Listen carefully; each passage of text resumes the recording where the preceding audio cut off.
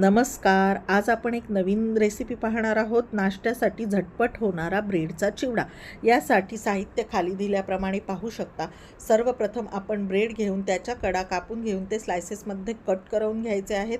त्यानंतर कढईमध्ये तेल तापायला ठेवून तेल तापल्यानंतर शेंगदाणे व्यवस्थित तळून घेऊन त्यामध्ये मोहरी, हिंग, कांदा आणि कढीपत्ता परतवून घ्यायचा आहे. कांदा व्यवस्थित परतल्यानंतर त्यामध्ये हळद, लाल तिखट आणि मीठ हे आपल्या चवीनुसार टाकायचे आहे. लाल तिखट आपण जास्तही टाकू शकता जर आपल्याला तिखट आवडत असेल.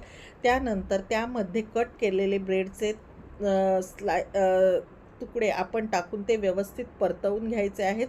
ब्रेडचे स्लायसेस व्यवस्थित परतल्यानंतर त्यामध्ये आपण थोडेसे पाणी शिंपडायचे आहे. अशामुळे व्यवस्थित त्याला परतण्यासाठी मदत होते.